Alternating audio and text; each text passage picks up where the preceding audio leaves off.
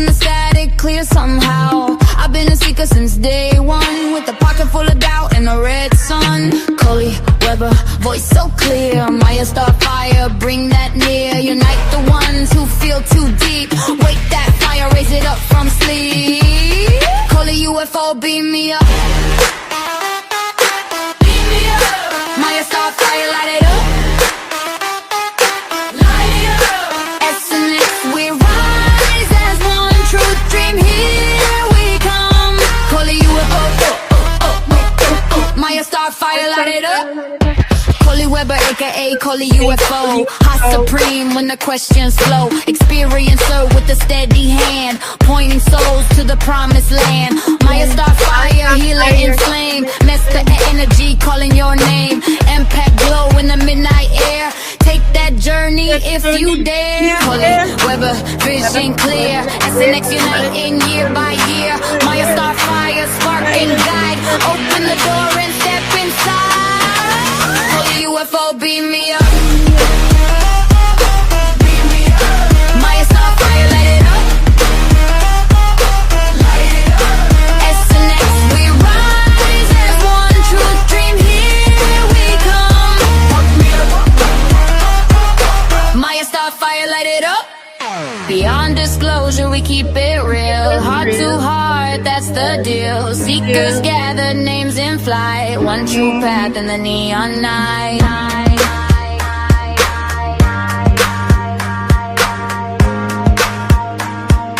One true path in the neon night.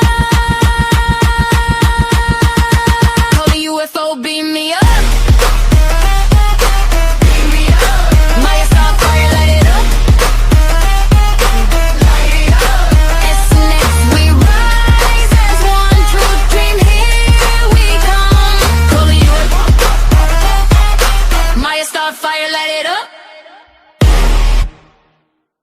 Okay.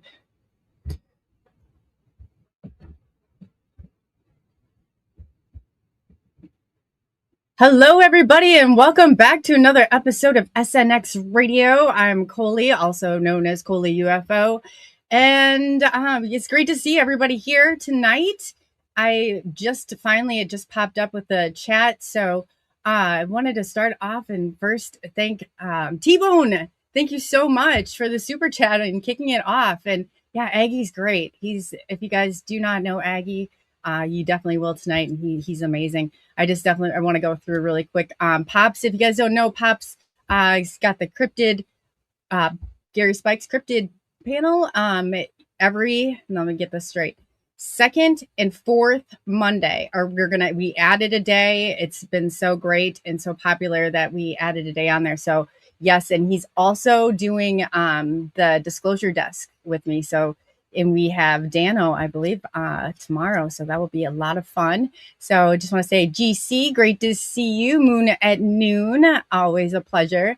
Laura, it's always a pleasure to see you. We have Misanthropic. If I pronounce that wrong, I'm so sorry. Amy Girl, it's always a pleasure. Lori Ladd, she's part of the cryptid panel. If you guys do not know Lori, Flamethrower Lori, she's absolutely wonderful.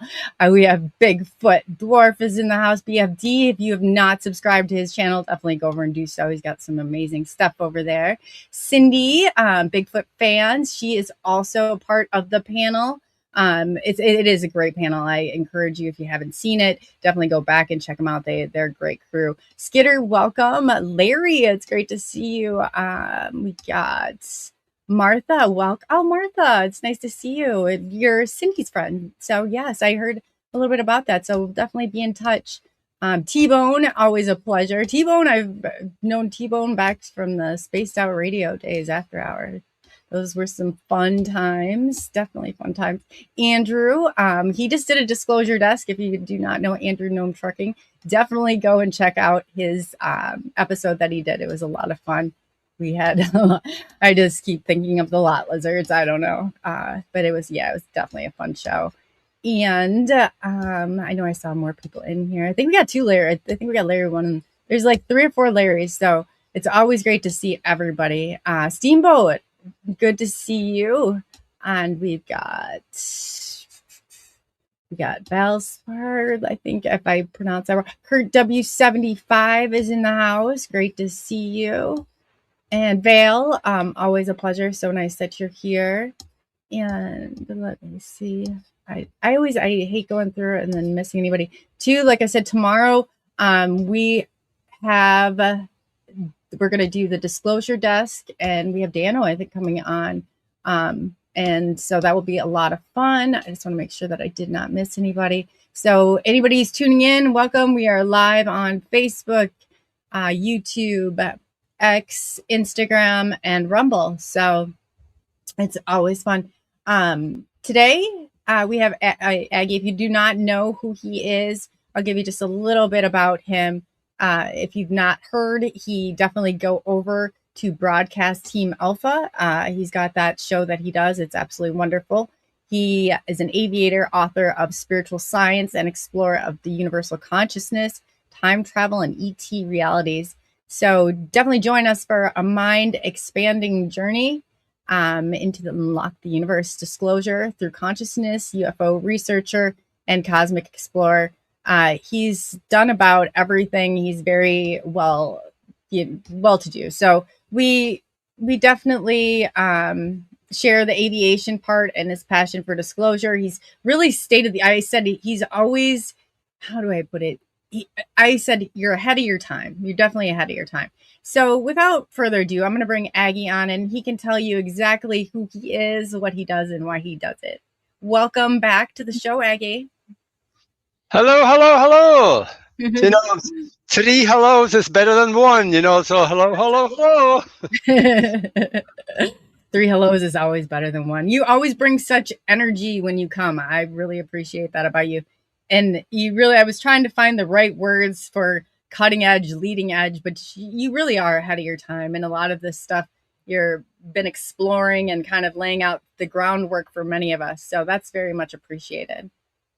I really enjoyed watching those visual images that you showed earlier. Did you create that? Yes. Oh, you like those? Oh, that looks fantastic. Oh, I appreciate that. Yeah, I know you kind of generate your own stuff now, but it's not as easy as what people think it is to really get in there. So I appreciate you saying that. Thank you. Well, that kind of stuff is about a quarter of a mile above my pay grade, so I am really impressed. Oh, yeah, you got a great. When do you do your show over there on Broadcast Team Alpha? Yeah. What days do you do that on? Oh, we do 2 shows. The regular Broadcast Team Alpha show is on Thursday night at 8 o'clock East Coast time and 5 o'clock California time or Pacific. And also I do another one where I do a lot of solo videos as well as interviews on Sunday night at 5 o'clock. And it gets really deep, and out on the fringes of everything. So just come and visit. I'd love to see you. Yeah, no, you have a great show. You got great energy. You always have amazing topics. And what else can you say? It's definitely, I encourage everybody to go over there. If you have not subscribed, definitely do so. And it's you, because usually you're with Nori. So, but I tell you, Aggie's you definitely have what it takes. That's all I want to say. You have what it takes. Yeah, it's been just me lately because her working schedule is just really messing up her schedule to be able to do anything on the shows. But she'll be back. Yeah, no, I understand that life happens, and you just got to take it as it comes. There's nothing else you can do when it's not. But yeah, a really quick thank you to Moon at Noon. Thank you so much for the super chat, and T-Bone, thank you again. Very much appreciated. So we were talking back on, we wanted to kind of get into this and some topics to discuss, especially with disclosure on the forefront of everything. We decided we were going to kind of go into a little bit of the Project Bluebeam. For those of you who don't know, Project Bluebeam, it's a technology that the United States has had for a number of years. And when they come out in disclosure, I do believe that that's probably how they're going to try and whip it back into their control mechanism. But what's your take on that, Aggie? Well, I know everybody is running around asking for they want disclosure. But disclosure was done years ago Mm-hmm. by heads of state and government officials. And I actually made myself a note here that I would think I want to read to you because there was this guy at NASA, Joseph F. Bloomerich. He was a leading engineer at Marshall's Space Flight Center in Houston, Alabama. He studied the pictures from the moon, or our moon, and also he studied it for 18 months when he got a hold of all those pictures and also pictures from the Russian space agency had. And after 18 months, he came out and made a statement and he said, and I quote, "The moon and Earth are and have been visited on a regular basis by extraterrestrial beings." So that was one of the leading engineers at NASA. Wow. That's about pretty good disclosure, isn't it? For starters. I'm with you. I think disclosures happen. I don't know why we have to wait for the government, because I think that at that point it will become less credible. But that is my opinion. I don't know what is going to happen, but I don't see it playing out in our favor. I really don't.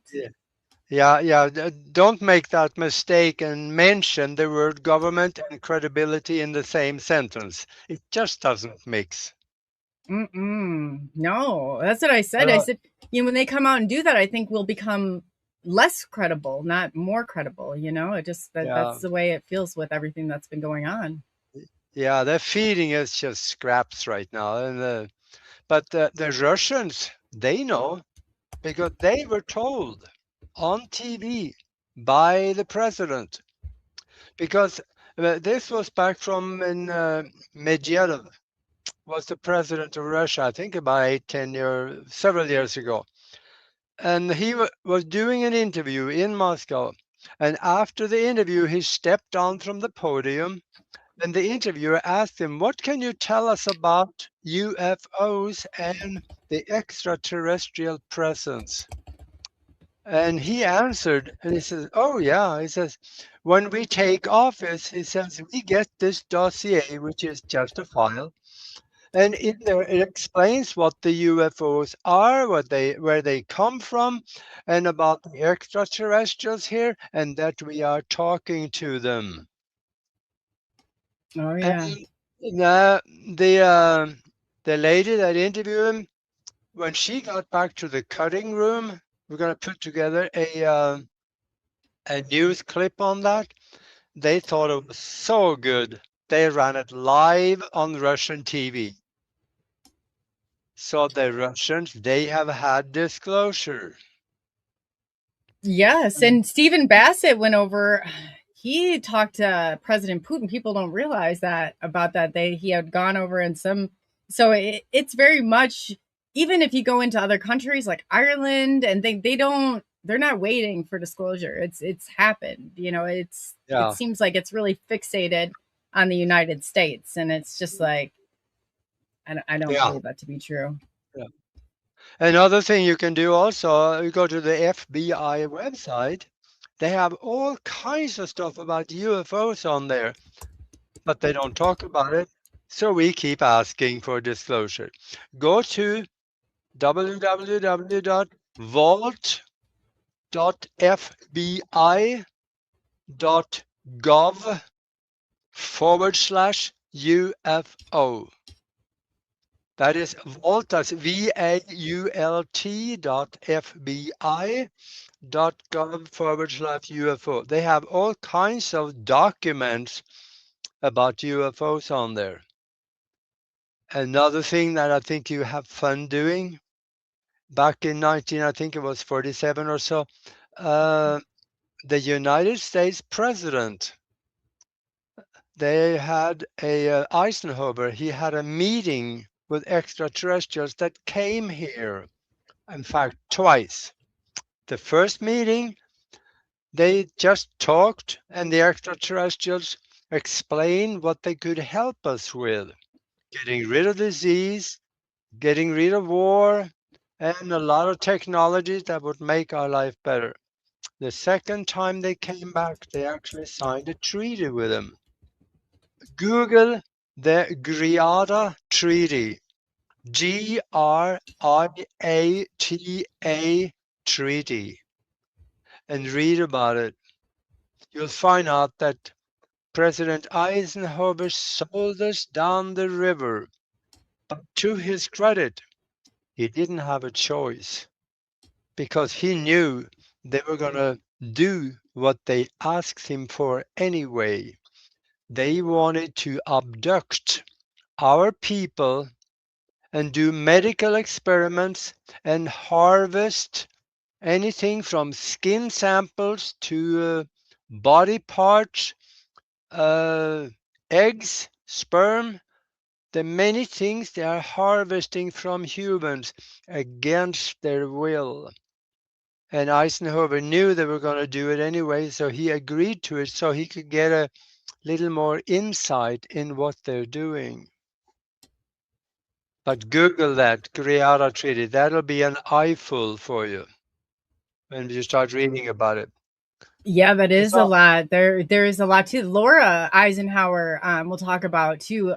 In Val Thor, I find that just absolutely fascinating too. We get into the Val Thor uh, yeah.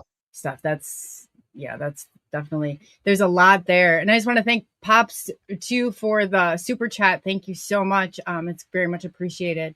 But yeah, so what did you find? I guess on the FBI site. There's a lot of writing, pictures of documents where they talk about UFOs, and it is one of those things that take the time off when you start reading because you may want to continue and read quite a while. There's a lot of interesting stuff on there. And now there's one more thing that you can prove to yourself, that we are not alone. And that is that there was about, oh, I think it's about probably 15 years ago, 10, 15 years ago now, there was a NASA document that was declassified because the time ran out. Go to the YouTube, or you can go to just Google it. There's a document that explains all the activities, the moving lights, shadows moving across the surface of the moon. There are buildings up there. There are craters with bridges across them. One of them was built in about 2 days on a crater that is almost a mile wide. And this document, when you Google it, it is called Chronological Catalog of Lunar Events. It explains about all the activities up there for the last 300 years from the time when the first telescope was invented. Wow. Haley, you know, you all heard about Haley's Comet. Haley was one of the first that actually wrote something that was inserted into this document. He saw a long cigar moving across, lit up cigar, I call it cigar, pencil, whatever, moving across the surface of the moon.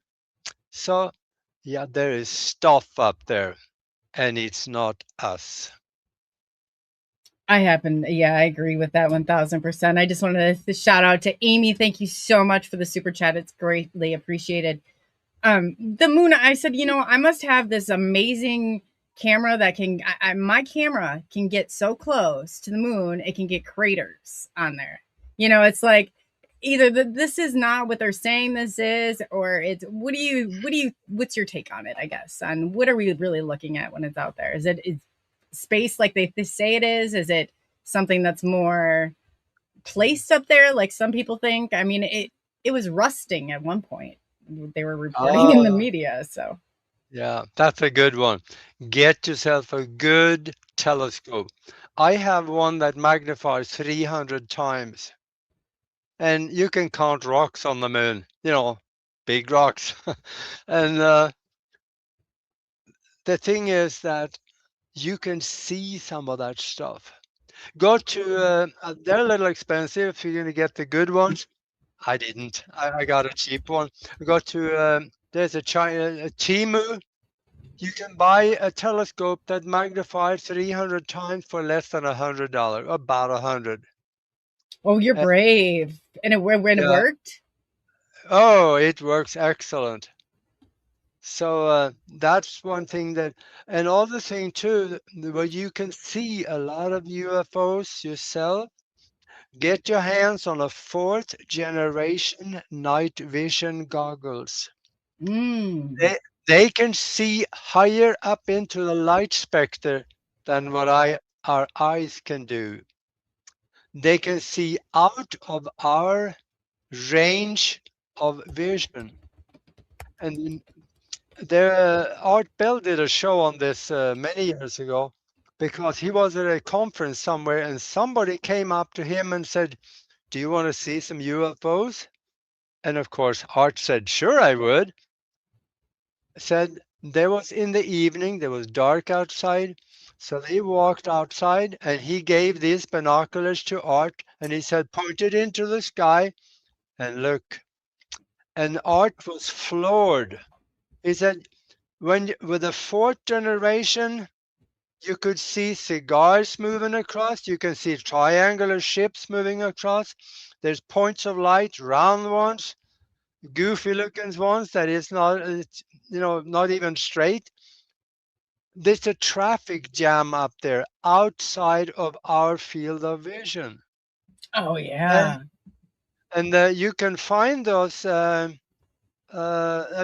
actually did a whole show on this one time, and it was very interesting. The fourth generation, they're a little expensive, but anything from probably about $2,000 to $8,000 in there. You can the monocle actually. The one that had one, I think is two something. I have seen them for sale on auction places for $800 or less. Oh But wow. the fun you're gonna have with those, you're gonna blow people's mind if you let them look through it.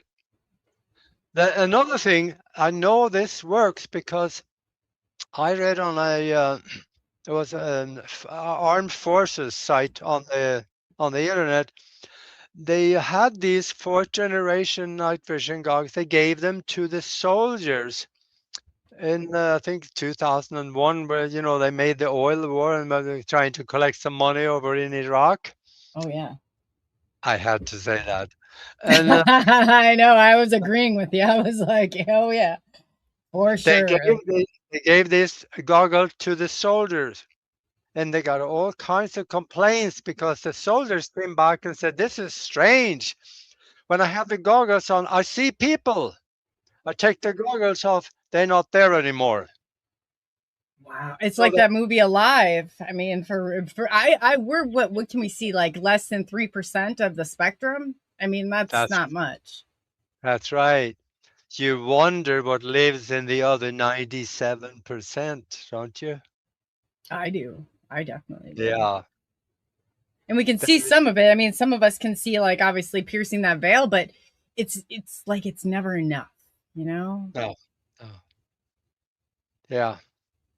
And So, oh, go those ahead. people, there are some people that you can train yourself to see the aura of people. Mm. There's a way you can train yourself to do that. Oh And yeah. one of the things that you can do, there's this book that show you how to do it. Spiritual Science, Higher Conscious Thinking, and How to Access the Universal Consciousness. I wrote this book for the doers of the world because it teaches you how to use your mind in ways you normally would think would be impossible. It's a But great book. If you guys have not, and while you're at it, can you tell them where they can find it? I highly recommend it. Highly recommend Yeah, it. it's on Amazon. Go and put my name in there or the book's name, and then go ahead and click on that picture, and then it'll read all the subjects in the book.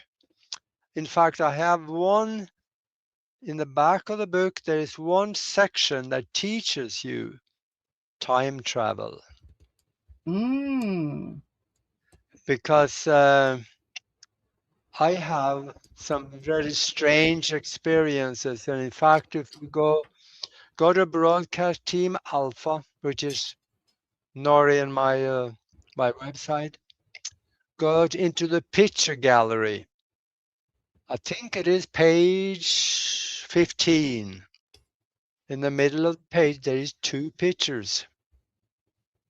That is photographic evidence of time travel that I did. And Oh, I forgot. You have the library. Oh, yes. That's amazing. Yes, I forgot about that.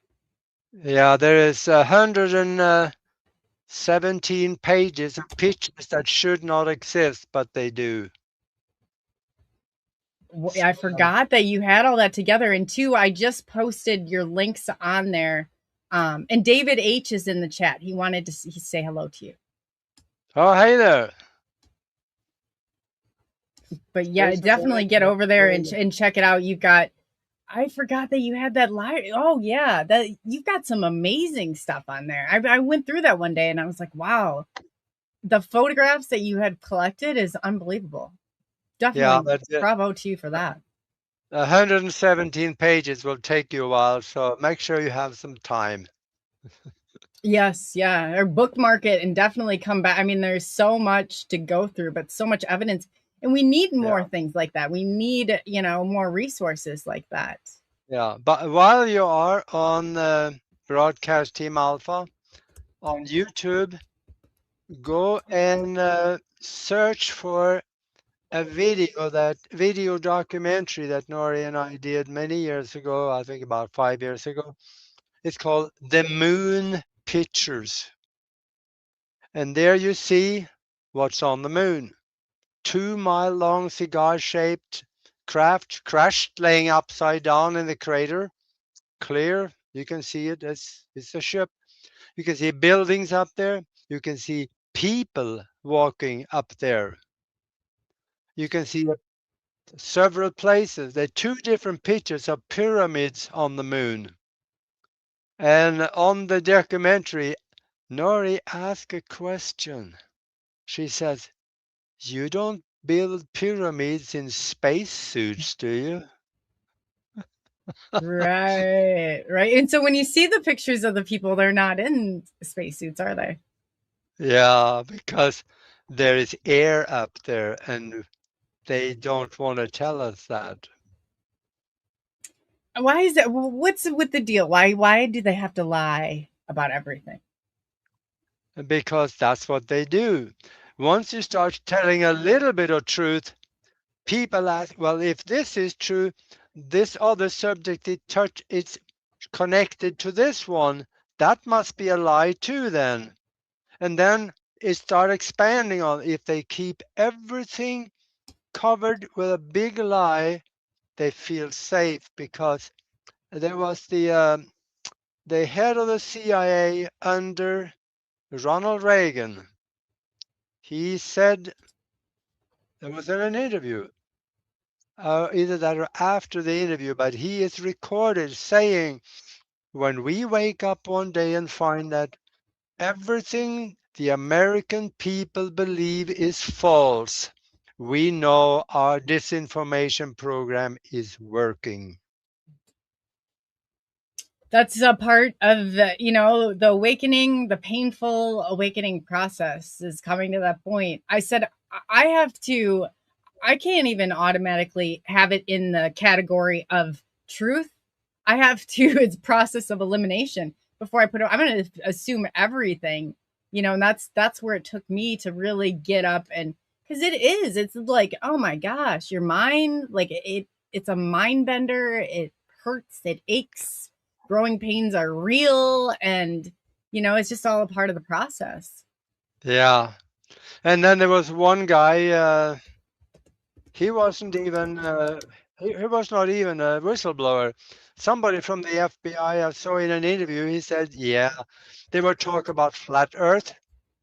And he said, yeah, he says, we started that, he said, and we're having fun with it.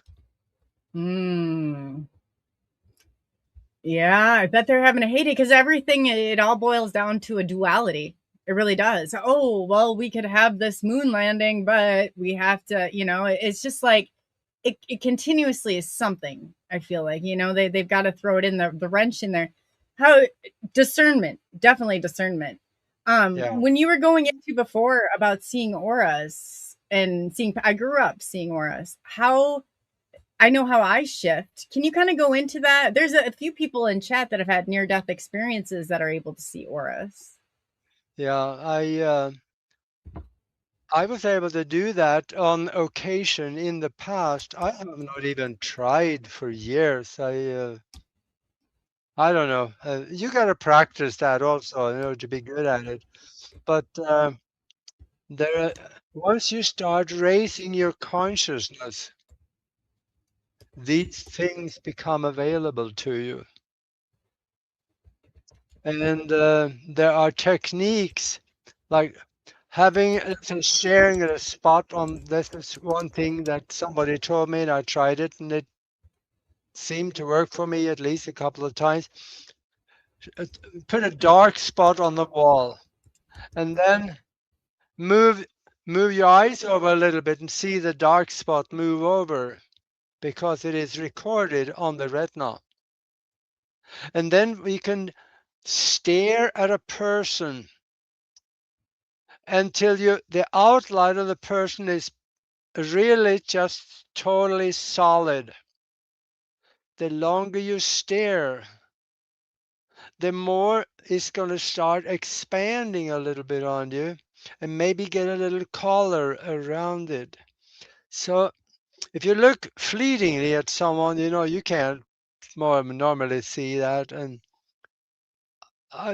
there was, this has got to be 30 years, 20, 30 years ago that I was experimenting with this. And it was fun, but then I quit doing it. Pop says you have a golden aura around you. When I do it, I look like if I'm looking, I look like past you. It's almost like I'm looking your shoulder. I see you, but I'm focused maybe what's in your background, and that kind of opens it up for me. Yeah, okay. Yeah. So you have a golden I, aura. I, That's pretty. That's a strong aura to have. I just put a picture of my aura on my Facebook page.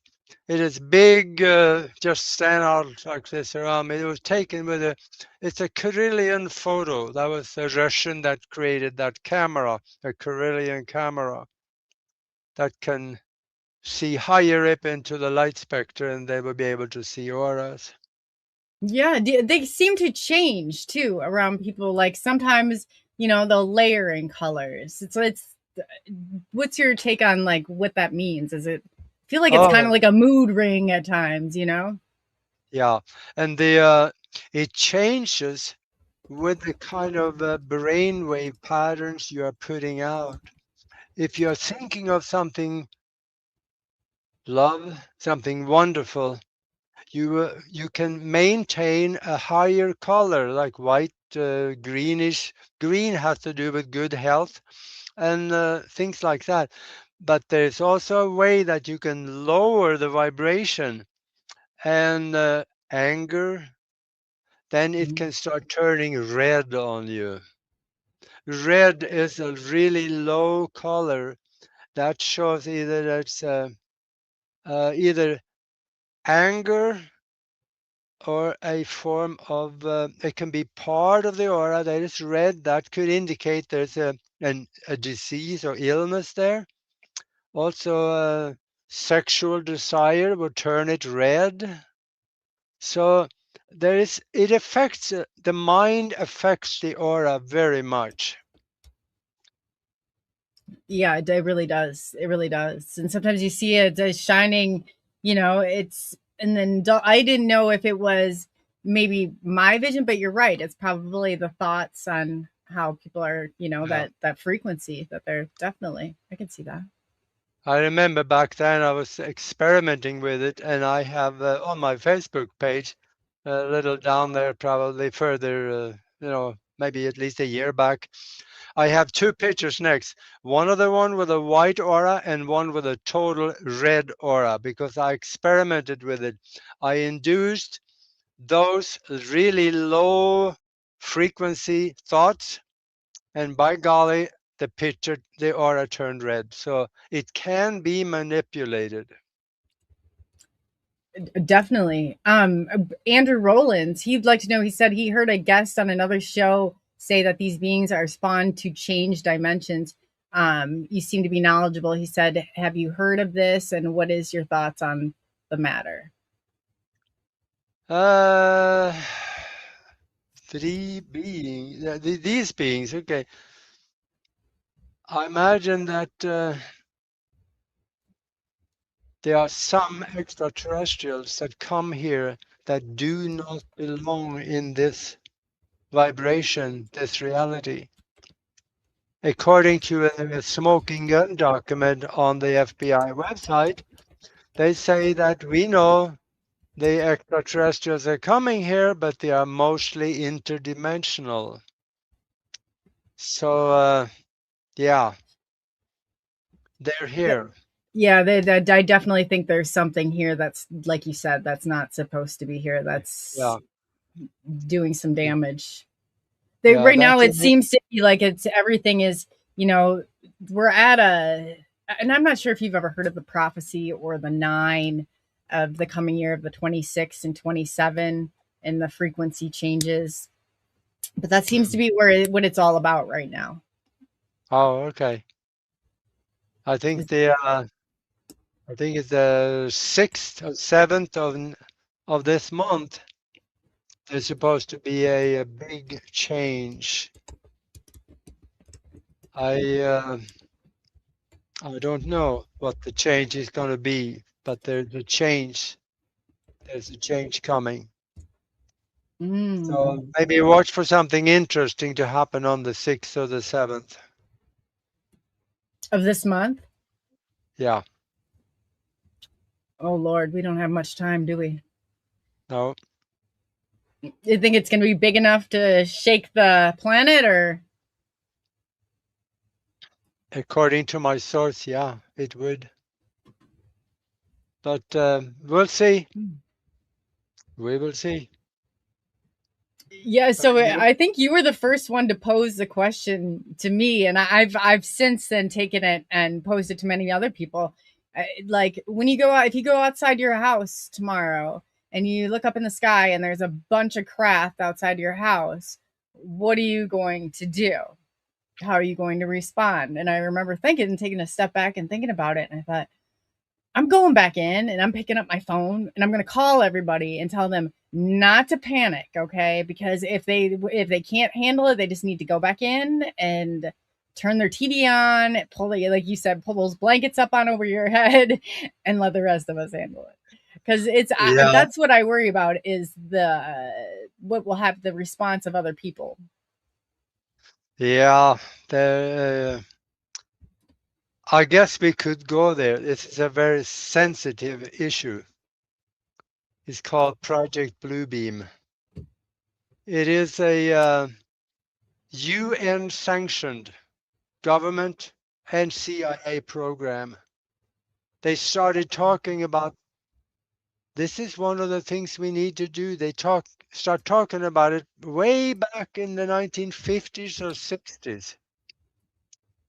And weren't they during from my understanding, was it during the Middle East, the war, that they were going to use it to have Allah appear and tell the people? I mean, it was that in the 90s. It was at that point. Now, can you imagine where we are now in the year 2026? I mean, the technology is insane. Yeah, it is. The Project Bluebeam is a fake alien invasion. It's on the table still. And I have a good friend in Tucson here, John D'Souza, the ex-FBI agent. Oh, You yeah, I know probably have, John. you probably have interviewed him. But he says Project Blue Meme is still on the table. And the people that he is in contact with at the FBI, they're telling him it is imminent. Mm. So the thing is that what they plan on doing is that this is the last card. The AIDS virus didn't work. Pandemic didn't work. And the terror programs the CIA is creating, that didn't work. So the last card is the fake alien invasion in order to force people to come and join under one global government. Yeah, One, that's where we're two, headed. that's where some are heading, not me, but some are heading that I have designed my future and that's where I'm going. But the plan is actually, let me back up a little bit. I think about 2 years ago, not 2 or 3 years ago, the head of the of NASA, Charles Bolden, he in a talk somewhere, he made the comment that by the end of 2025 there will be an alien invasion. Immediately, the next day after that, the board of NASA put him on permanent medical leave. Of course they did. Yeah, with pay. So that since he got the money and he got his pay, they told him, don't ever talk about this again. And that way they control him. So he said there was going to be an alien invasion. So it was still the plan a couple of years ago. But what they're planning is that there was going to be one day when we wake up, walk outside, and there's hundreds and hundreds of ships sitting in the sky because they're all or most of them will be holographic images. They have satellites that can project these ships into the medium of the air with pollutants in it so that it gets substance and then the ships show up. And the first thing that they're going to just sit there, do nothing. And then they're going to have one of their own flying discs, which we know they have, in between that's going to shoot at things on the ground, blow up buildings, and create fear. And Oh, yeah. then they're going to have one of the holographic images here in America and probably most of Europe, South America. You're going to see Jesus coming in the sky. And they are going to use a technology called voice to skull technology, which was the first patent that I found that explained how to do it, date back to 1978. They beam microwaves to you and they key it in with voice. So they hit your head and you hear the voice in your head. It is patented. It's right there. This is not science fiction. And the Jesus is going to tell them something similar to like, do what the government tell you so they can protect you. Mm. And of course, Aha.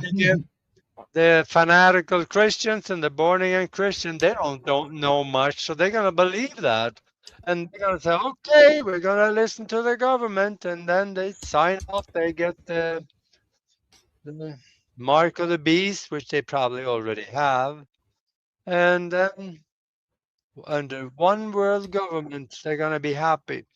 But there's a sequence for this. First, they're going to destroy religion. And then they're going to be earthquakes. And Mm. they have rewritten history to basically write religion and spirituality out of it. Of And course. then they pretty much done that already. And then there's the holographic images and the demonic possession. People are gonna think that it's demonic, but it's voice-to-skull technology that are talking to you. And what you see is a holographic image. They may even have creatures, ugly-looking creatures, running around on the ground in form of a holographic image to scare people.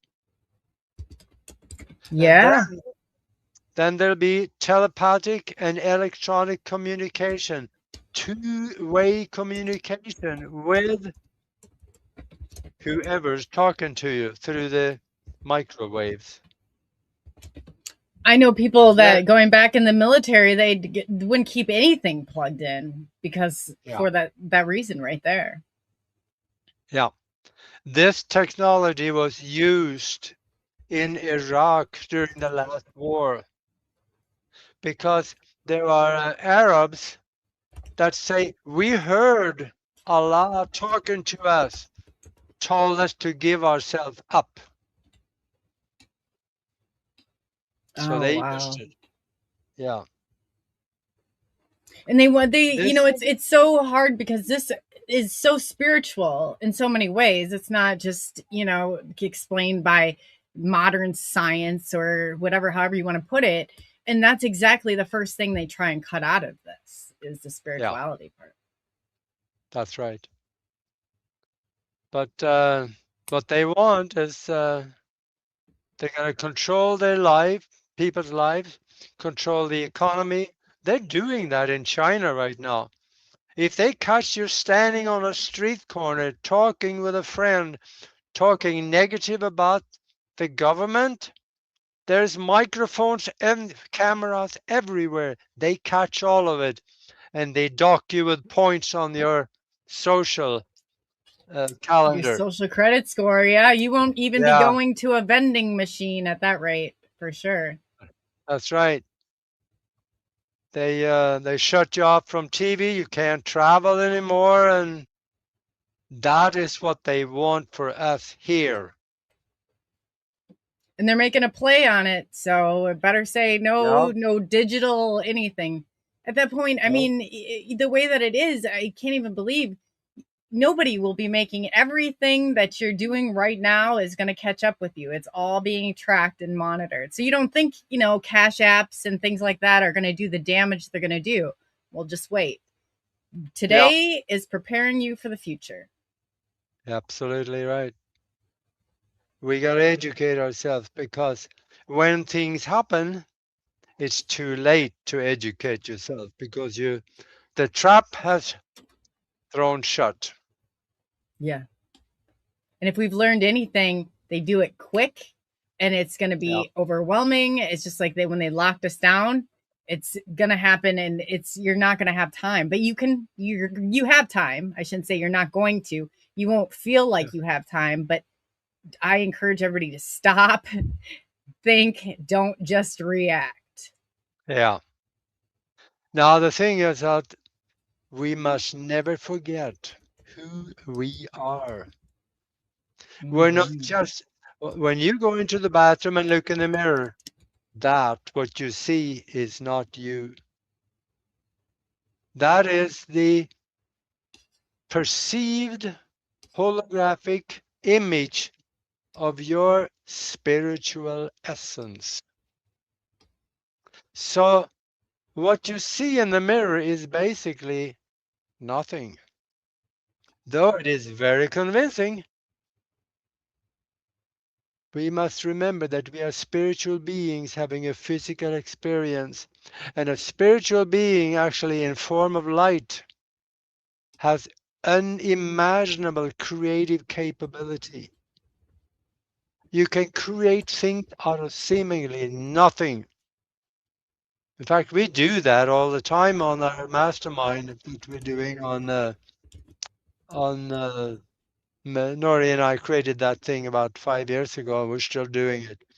We had phenomenal healings. One lady was on a deathbed in the hospital. They was going to put her on the ventilator and give her remdesivir the next day. They didn't expect her to live.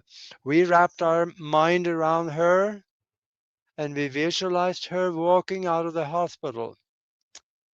And I'm kind of a smart ass sometimes, so at the end of the session, I made the flippant comment that, oh yeah, she'll be home tomorrow.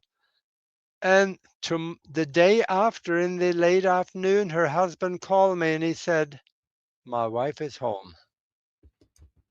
And Wow. they told her that you recovered so fast, there was no reason for us to keep you anymore. We had a lot of things like that happen.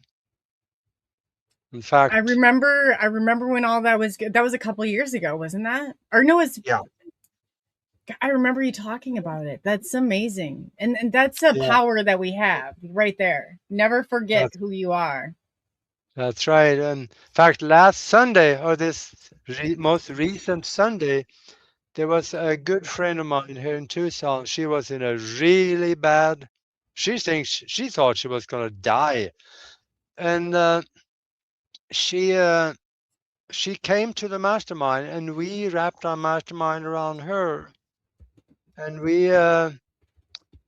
and I didn't talk to her afterward. Today she called and said, I don't feel like I want to drive. Would you drive me to the doctor? And so I went and did, and spent the afternoon with her in the doctor's office and stuff. They checked her vitals. They were basically perfect. Wow. Nothing wrong with the vitals. She still have a couple of a small thing that need to be corrected, but I think that'll be corrected too. But yesterday, she was in a really bad shape. So things happen. That's That's what we that's can amazing. do. So do you do like with the energy or do you just do the power of intent and throw your It intentions out is there together? it's the power of the mastermind. And I think we were about 30 people altogether, and we joined our minds together as one. There's a process for doing that, and that's what we do. And then we direct our concentration to that person, and we see them surrounded by bright white light, and the energy that we send to that person is the healing light of the universal life force. So Hmm. there's a lot of healing in that. But that's not the only thing. There's windfall economic thing. One lady, she was about 3 days away from being evicted, and she didn't know what to do. And then I think the second day before, her brother she hasn't talked to him for several years. He called and he said, I got two houses over here. I don't know what to do with the other one. Will you come and take care of it for a while? Oh wow. So do you have a Think, group? Is that what you have? Aggie, do you like a yeah, group that you okay. yeah. The mastermind. The definition of a mastermind is plain and simple. When two or more minds are united in harmony, they create a third mind, which has the potential mind power of the two or more of them multiplied by each other. Hmm. So if we were 30 people together, that is the mind power of a 900 people. And that is Wow. powerful. So how do you join? What's your tactic? What's your technique for all joining? Do you meditate to the same? Is it like a frequency or? Yeah, that too. But what we do first go into a meditation. In that meditation, we set the mind and basically convince our subconscious mind that we can create anything we want because of who we are and what we do. And then we got to work on whatever we work on. Oh, that's just a really fun thing. There were we had never done this before. There were one time that one of the people suggested, let's do something on disclosure. So we went into meditation and we asked the universe for disclosure. And we said, within the next 30 days, there will be disclosure. 2 days afterwards, Obama was on a show when he admitted aliens are real. Oh, wow.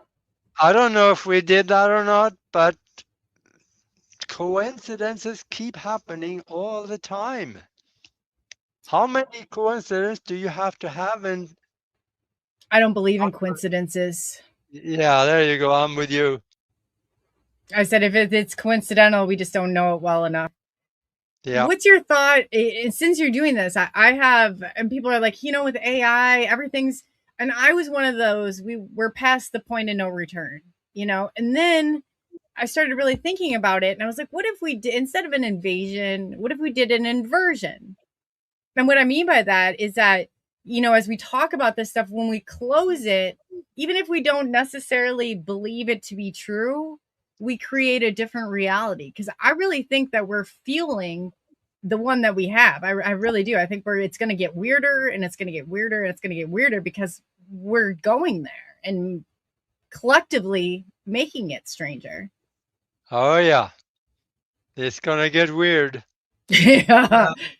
If you want to learn more about how to set up a mastermind for yourself, and you can also come and join us if you like to, send us an email to themastermindconnection@gmail.com, or just get a hold of me and I'll send you some information and a link to come and check it out for yourself. I want to. That's awesome. Yeah, the maybe mastermind. What was the last part? The mastermind. The mastermind connection. Okay. I'm just writing it. I'm going to type it in and put it out for chat so they have it. Yeah, that'd be good.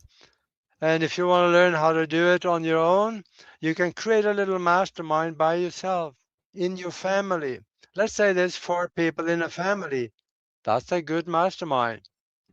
You get together and you decide what you want, and then go into a meditative state. Lower the brainwave pattern into the bottom of the alpha range, and then concentrate on what you want and see yourself having it all ready. Because the universe doesn't work in past and tomorrow. It is only present now. Here and now. And if you want to learn how to use this, check it out on Amazon. Spiritual Science, Higher Conscious Thinking, and How to Access the Universal Consciousness. That's so true too. The law of attraction you do, and that's kind of the hardest part. It's like we're creating, and you're right, the right here, the right now, and it's not instantaneous. Always. It's definitely starting to progress. I think the faster, but you do have to live as though you have it. That's right. Yeah, that's the thing. See, we think it is difficult, but it isn't. If we think it is difficult, then we may not be able to do it. Good luck with that. We have to know that it is actually happening right now. And we do that by whatever we want, we wear it. It is all around us. See ourselves with it, having it, doing it, being it in the present now. That increases the believability when you say, hey, I'm already driving my Cadillac. Every time you get in on your Toyota. Yeah, right. You're right. Every time you get in your Toyota or Jeep, if you have a Jeep, that's 60,000 miles is all you're going to get. So you're going to need a new one anyway. Visualize yourself. Okay, I'm driving my Cadillac. Feel it. The more you feel it, the bigger imprint you have on the universal mind or the quantum existence. And it's there sitting as potential for future creation in the physical. The more you visit, the more you can pull it back. And that's the hard part to do. Yeah. I was thinking about going out to my car. I'm like, now I got to go out and get into that Rolls Royce I've got out there, that Honda, you know. That's great though. Yeah. You're right though. And there is some science to this. The quantum mechanics, the theory of inflation. Go read about it. The theory of inflation explains the science behind whatever you think is placed into the field. It is sitting there for you to come and fetch it and bring it home. Yeah, I've heard that too. Like the money, like if people are trying for that abundance, that money has been printed, that money is already there. You have to live as though it's, yeah. Oh, wow. Yeah, that's a tricky one too. The universe Yeah. doesn't understand money. It is what money can do. If you say, I need $60,000 so I can buy a Cadillac Escalade, the universe say, what's that? But if you visualize the car, now the universe understands. Mm. A dollar bill means nothing to the quantum existence. That makes sense. Now that you say it like that, that actually makes a lot of sense. Yeah, People don't realize telepathic communication is not just words, but it's a lot of imagery. It's a lot of, you know, that makes sense when you said it like that. Yeah. So T-Bone wants to know, what is your thoughts on the missing and gone scientists that's going on? Do you have any idea on what's going on there? Well, they all of them, I believe all of them anyway, they have been working on very sensitive information and inventions and technologies. So chances are that they got a little too far ahead. So somebody above them in the pay grade say that, nah, don't talk about it. And maybe they did anyway. And then they had to do away with them. One way or the other, they may have taken them, they could have been done away with, or another thing that happens is there's something called the brain drain. Scientists that disappear very often end up, okay, I'm going to lose a few of you out there, but they end up taken to the laboratories on the moon or on Mars. We have been on Moon and Mars for decades. I believe that. Yeah. And so the brain drain, I guess it all goes back to why we're needed for the, I mean, is it time cannot be created nor destroyed? I don't exactly understand the whole point behind the humanity container. You know what I'm saying? Like, why are we so important? But yet, you know, is it that they're harvesting that energy? What do you think that's all about? Can you explain it so I understand it? Because I get hung up on this part. I think it's all about control. Because if one of the technologies get too far ahead, people start understanding that, wait a minute, this will be wonderful. But this over here would be great too. So technology could start getting away from them. They need to control technology so they can still sell oil. Oh, yes. In the 1950s, there was a guy in Canada, Charles Poe, P-O G-H, I think. He took an old Nash car, N-A-S-H, huge V8 in it, and he got 104 miles per gallon in the car. Wow. Because he built a new type of carburetor for it. And that was Breen Motor Company in Canada and Ford Motor Company. They got 104 and 105 miles per gallon on that car because they both tested it. And by the way, did you know that Volkswagens in Europe, they get anything from 60 to 80 miles per gallon? Oh, really? Isn't that nice? So the water cars exist. I mean, somebody should tell my Volkswagen that. I mean, for real. It's Yeah. crazy. It is. Do you think it's like the ethanol, or how are they? They're just different Oh, engines, or no, same engine, just different injection system. Here in America, we have a thing on it that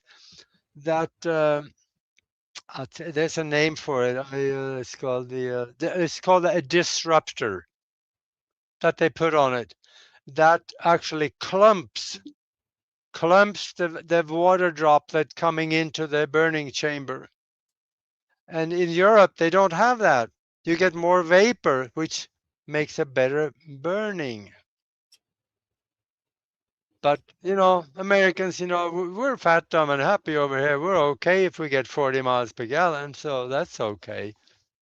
But we don't read foreign newspapers, do we? We're being had. Like my yeah. favorite thing to that is somebody screwed us and they never kissed us. Yeah, there you go. That's a good analogy for it right there. That is funny. Yeah, How much can this go on? I mean, it really, if you want to sit here and, like, what is going on here? This has very much been going on our entirety. I just don't think that we realized so much of it was happening. We didn't have, we have Operation Mockingbird that controls our media. We didn't yeah, have, the alternative news sources like we do now. We don't have one another. We could exchange. When I was writing papers, I was writing out of my parents' 1979 Encyclopedia Britannica. I mean, how that should say it all right there. yeah. I had one of those. I mean, they were about 6 foot wide. The one I had, everything. Well, it was like, Good. we didn't have the unlimited. Now we have so much ways of getting, but now we have another issue is how do we discern which information is good and what's not some counterintelligence or, Yeah, disinformation campaign. yeah. I know. There's so But many it's like paid, but you got to look who follow the money. You got to look and see. I recently really had my eyes open to some of the stuff even going on over on Twitter and who's funding it, and it's just really, it's a big eye-opening experience when you start to see some of this and how it's all mapped yeah, out, planned out, and it has been for quite some time. yeah. But then again, let's remember who we are. Meditate every day. Take at least 20 minutes. And the saying goes, if you're too busy to meditate for 20 minutes every day, you need to meditate an hour. Yeah. Because higher consciousness usually comes through meditation. I You're started, right. I feel so much better when I meditate, but it's to think there. I'm like, gosh, I got all the stuff to do. Your mind, you got to cut off from that. You definitely do. I yeah, probably need a yeah, couple hours of meditation. yeah, it will grow on you. There'll be longer and longer meditation. I think the longest meditation I've ever done, I think, is about a couple of hours. Oh, wow. But that doesn't happen. Not lately, anyway. But I do 20 minutes a day, but then I do something else. Whenever I sit to work on something, I take a 3-minute break, sit back, close the mind down, and I meditate for 3 minutes, and I'm done. I'm back at it again. What that does, it exercises the channel from the conscious mind into the subconscious mind, out through all the way out to the universal mind. And the Hmm. more practice you get like that, the better you get and the better connection you will get. You can, let's say you sit down, you really need an answer to a problem or a challenge. Sit down, picture the challenge in your mind, understand it, and then tell yourself, I will have the answer to this challenge today. And then go into meditation. Don't think about it anymore because you have already given the order to the universal mind, the conscious mind to the subconscious mind, all the way out to the universal mind where the answer is. And then it starts flowing back to that, up to the conscious understanding. You may not get the answer right away, may get an hour later, or it could be coming to you in the shower the next morning. In the shower is an excellent place to take 2-minute meditation. I don't know, I think you're grounded because of the water, you're grounded to the earth probably. But that is an excellent, I get a lot of answers in the shower. It's a protector too. Anytime I submerge it in water. That's Oh. interesting that you say that. That's very interesting that you say that. Mm-hmm. Yeah. When I was a kid, I was taken to I was a part of the GATE program, the Gifted Intent. And please, nobody get like when you say that, I feel like people get like it's not a honor to be considered gifted and talented by your government. Let's put it that way. But I was taken to a farm where they had 3 different types of machines that were used on. One of them was metal plates and water and when you were just saying that, it kind of like took me back there. One was a light machine that flashed lights at you, and one was 2 rods that you held onto, and they programmed the type of frequency in there that apparently my blood, it all had to do with my blood type, which is AB negative. I still haven't figured that much from there. But when you said the water and the currency, it just kind of, I don't know. I'm trying to make a connection there, but there definitely has something to do with the ground. You're definitely right, and rooted in grounding. But what is your blood type? I'm AB negative. AB negative. Okay. Mm-hmm. And it just didn't stop there, but I get stuck on these machines. Like for whatever reason, I just wanted to know. I want to know what they were trying to do or what they were. I still haven't gotten the answers to all of that yet, but definitely very distinctive. The one was, and somebody said it is a way of grounding the water and the current. It's like I don't quite understand it either. Well, it sounds like some of the equipment that I have here, actually. I have Really? the 2 rods that, Yeah. but it's a Royal Rife machine, Yes, exactly. Yeah. They are Rife machines. So you might be, well, maybe this like happened for a reason. So basically it had a booklet that came with it, and everything like any type of ailment or anything like that had a frequency, and you put it in there, and then you held on to the 2 metal rods, and then I felt like you were being electrocuted because you were. And then I guess it would clear positive, negative. I know that they used Alkaline used to put stuff, it was on a whole like vitamin regimen. I remember them on the microscope when we go out. They had a barn behind the farmhouse, and they would the Rife microscope you would see, and I remember them showing me like a thing here, this and this, was in your blood. The light machine now, that flash, does this make sense, or do you know of a light machine? Because it would flash different colors. And the theory that what they told me as a kid was if you didn't see that light, it was a blockage. So it was repairing that part. And the third one was the metal plates in the water. Grounding, I guess that's where it came from. But I don't know if they're just flashing light at you very quick like that. Flashing light like that will guide your brainwave frequency. That's why I also have a little piece of equipment here that you put those goggles on, and it helps you lower the brainwave pattern down, because you have the flashes are like, say, about 7 cycles a second, and then the brainwave pattern will come down and match that frequency.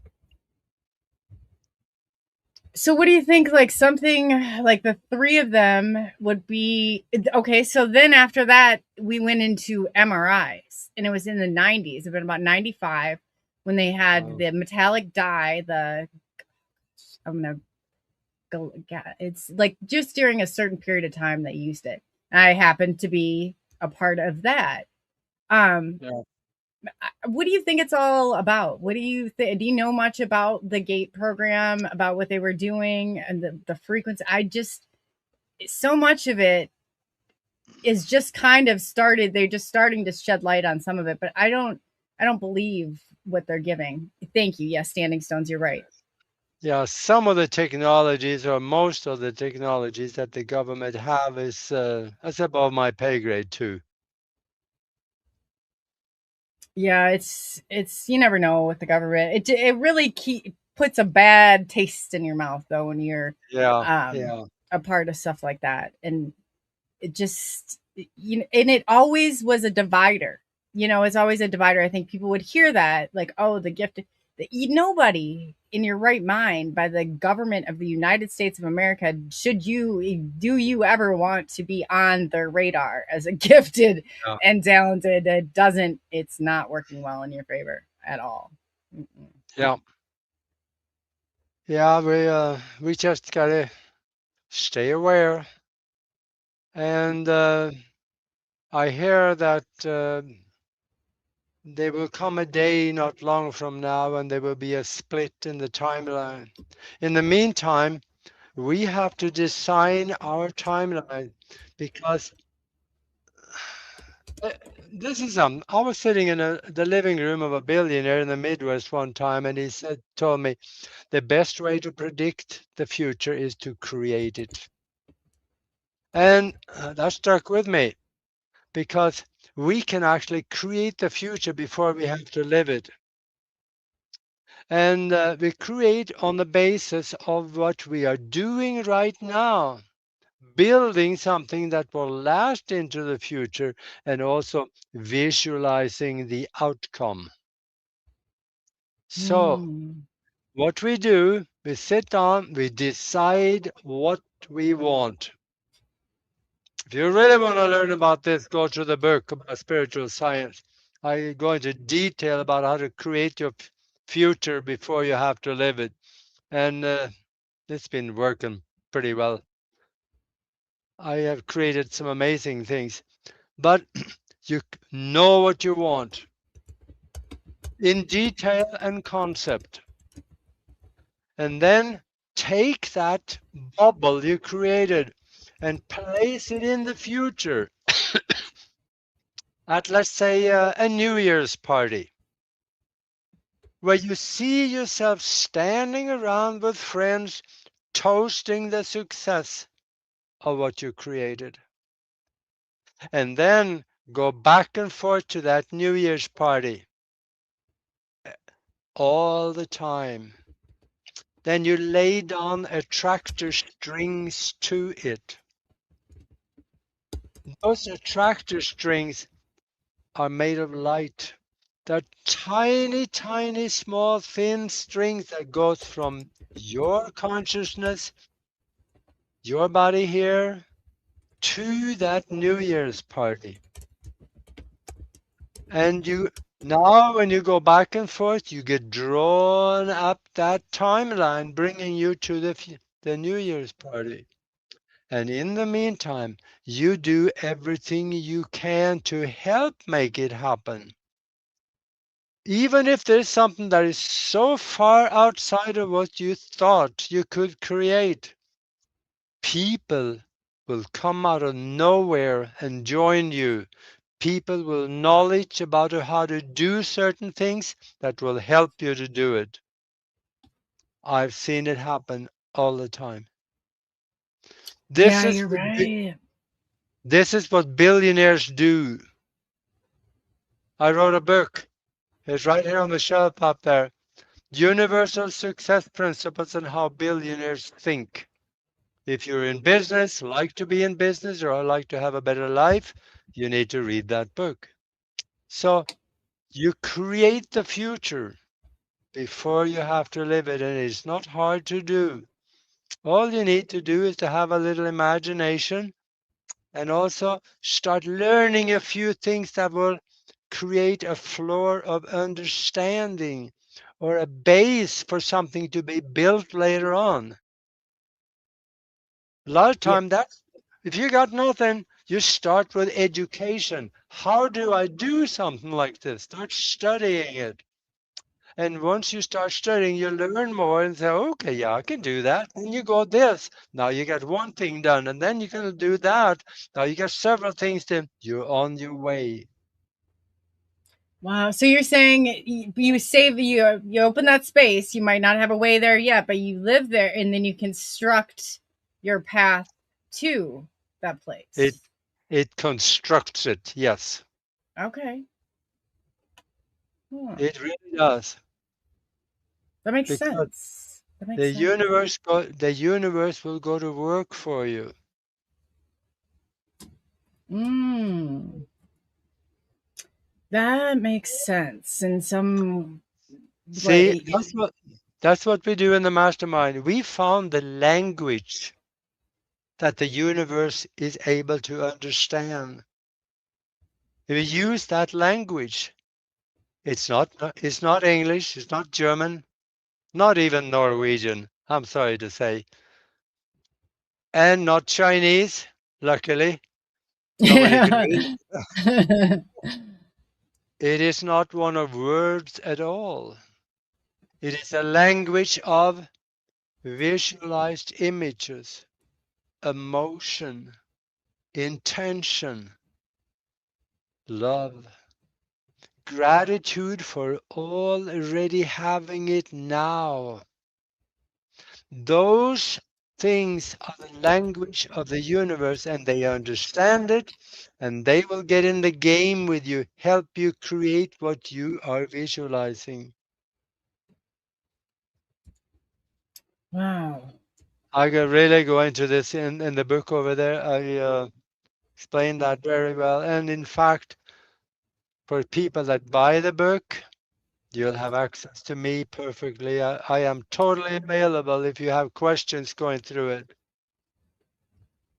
I am in like right. You need that. That is profound, and I think it's so important because a lot of people, the law of attraction. I never. It took me a while to really grasp the understanding of living with it Yeah. as though you have it today, and being in that and creating that moment because it's hard. It is hard.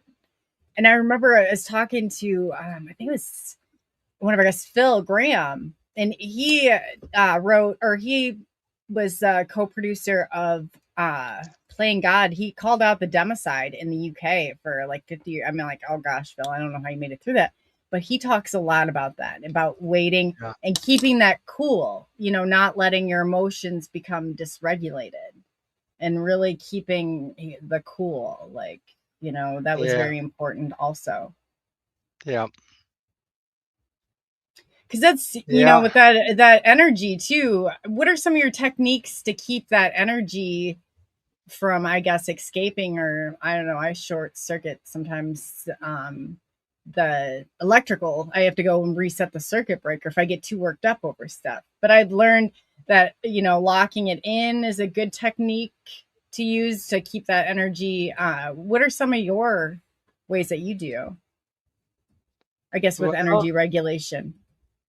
there's another saying out there that says you are what you eat. I think it is probably close to 20 years since I've ever been to a fast food joint. Are you for real? You don't. That's why you. Yeah. That's why you look so young.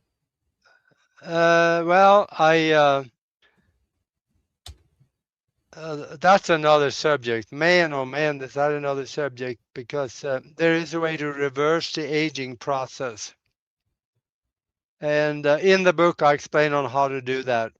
It's really, I don't know how much time we have here, but we could touch on it, because in 2009, 3 doctors got the Nobel Prize for discovering an enzyme that reverses the aging process, and nobody told us. Magic. I am using that enzyme. I'm taking some things that will help the body create that enzyme. And according to my mom, I'm supposed to be 80 years old. And of course, she lied to me a lot. So she told me about Santa Claus, and that was a lie. The Easter Bunny was a lie, and Yeah, I know. I know. When people say, how could we pull off a mass, like where you get everybody to go along with it? I said, see, why don't you send a 5-year-old around your neighborhood during Christmas time and go ask the neighbors if Santa's real, and you'll see exactly how this works. yeah. Oh gosh, yes. But that's a rumor on the street anyway. So, but I tell you though, there is some things you can do to reverse the aging process, and these doctors, don't take my word for it. Go to the Nobel Committee's website. Go to 2009.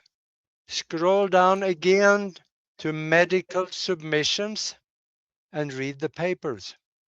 You're gonna like it. One place in that compilation of medical research, one of the doctors, it may, I think it was Blackburn that said, and I think I can quote it. She said, if everybody had enough of this enzyme in the body, there will be no reason for anyone to ever die from old age. Now, I know enough about the Nobel Committee. If they find anything in the document that is not accurate, even just a small comment that is not accurate, they throw out the whole thing. Of course, unless your name is Obama. Right. That's true. A lot of truth right there. Yeah. So this is real. It's working, and I'm doing it.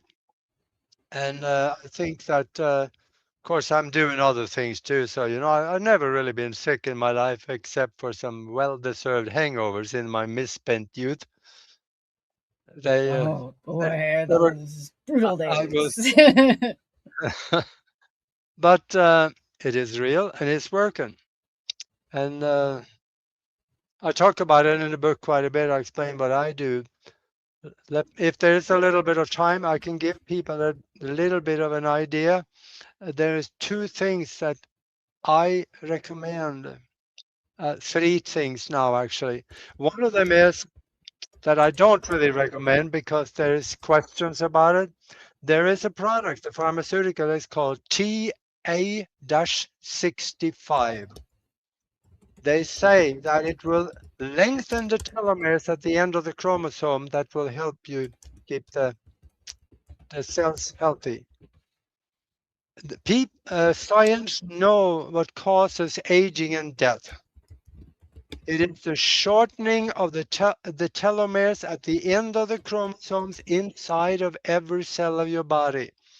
Every time the cell multiply itself, replicate itself, the telomeres get a little shorter and shorter and shorter and shorter until there's nothing left. And then the end of the chromosome starts fraying, and the cell can no longer replicate itself, and you get stuck with old dead cells in your body, and you get older, you get more wrinkles, and you die.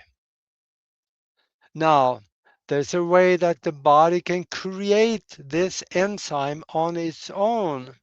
And that's what I'm doing, because I am doing the same as the guy that died from an accident at the age of 256.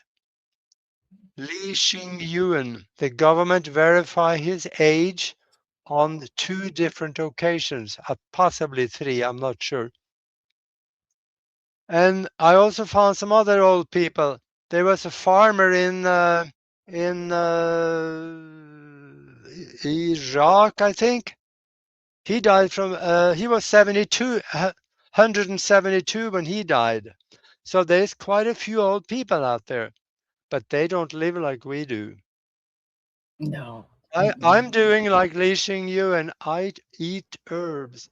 There is 2 herbs that will do pretty much all of this. One of them is astragalus, and I have a book on the shelf explaining the medical research showing that if you take astragalus in the high doses, it will lengthen even your telomeres at the end of the chromosome, which will keep the cells healthy, and they will replicate yourself so you get new cells instead of old ones. And then there's another one.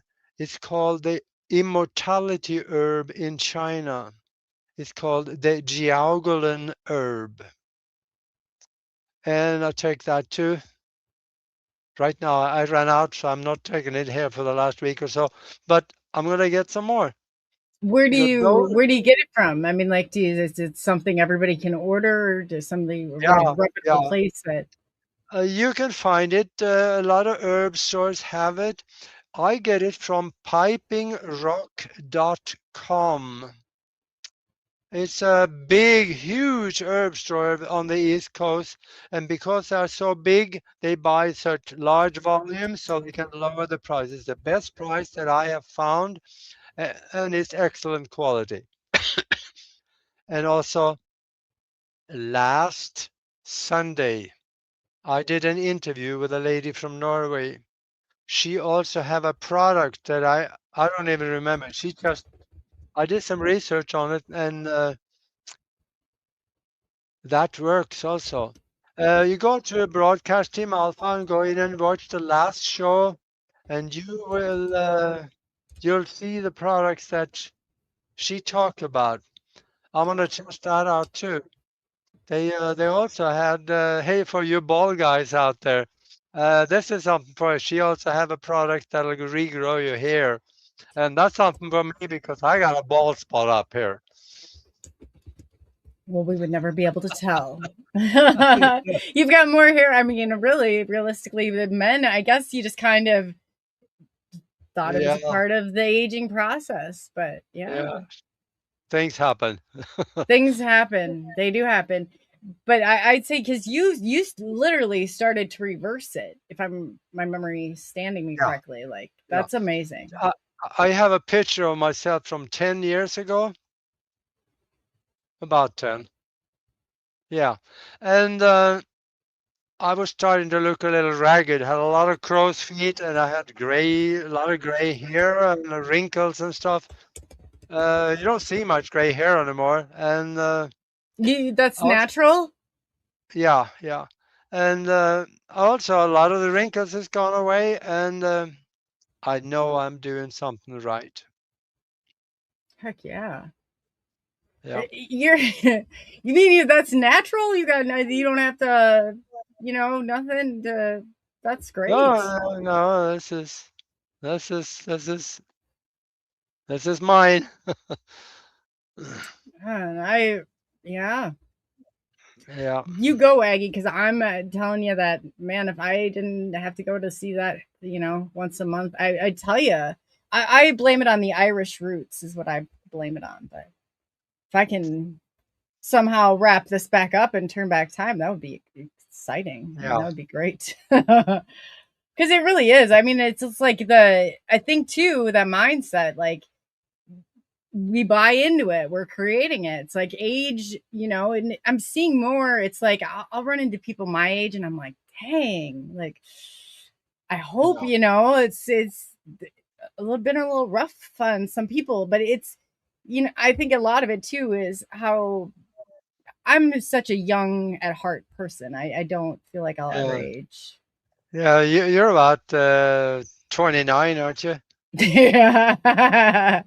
Yeah, right. I'm crossing. I'm getting closer to the 50 marker, which I don't know if I'll Oh, take that very well. that's nothing.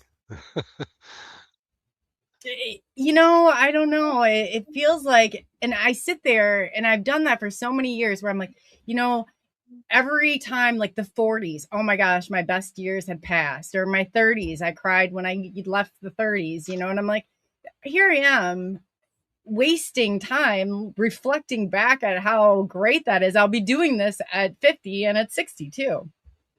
I got Yeah. to stop it. I need to stop it. I Yep. agree. Yeah. Yeah, that's we're our own worst enemies sometimes. Yeah, our mind controls everything because we do live in a mind-created universe. Quantum mechanics proved that. Start reading about the double slit experiment. You will realize the universe and everything in it does not even exist until it is observed or interacted with. That's a tough one.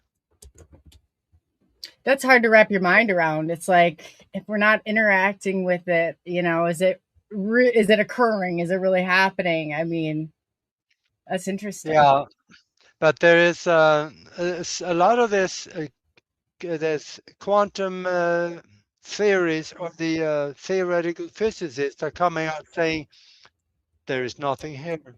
We are hallucinating our existence. Let me give you I an example. oh, Can I prove that to you? I'd love to if you did.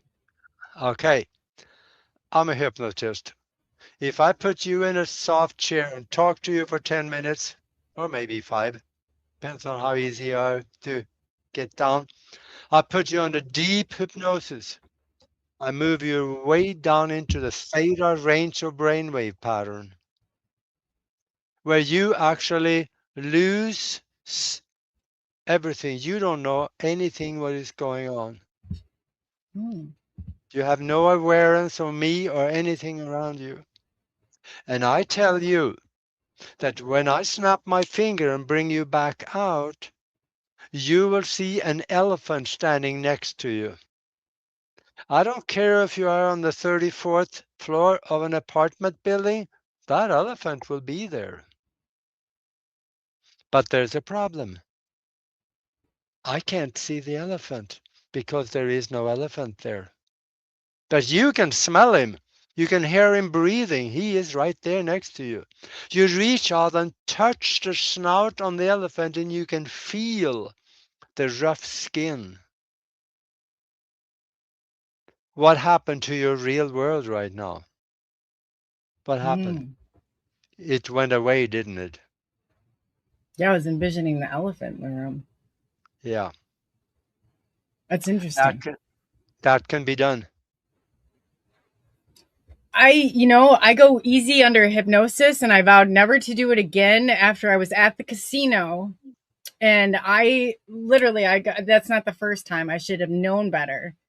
But I was caught myself grabbing the microphone away from the guy and verbally assaulting somebody. I mean, it was one of those moments when I came like consciously too. I wanted to crawl, and you crawl out of there. You know, it's Yeah. one of those moments. But it definitely can happen.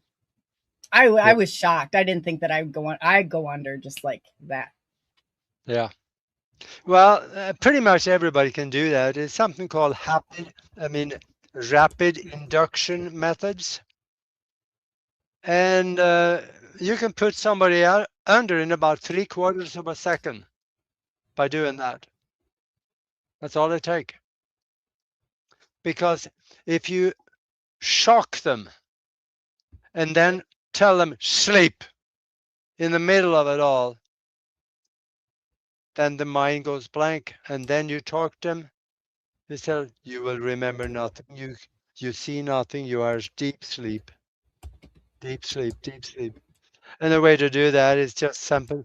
You go up and shake somebody's hand and just pull the hand down really hard. And then that shocks them. At the same time, you say deep sleep, sleep, and they react to it. Most of the Wow. time, they will react to that because the subconscious mind is wide open, and the conscious mind is so concerned about what you pull their hand. This conscious mind is totally out of the way. Your word will go directly into the subconscious mind and have an effect.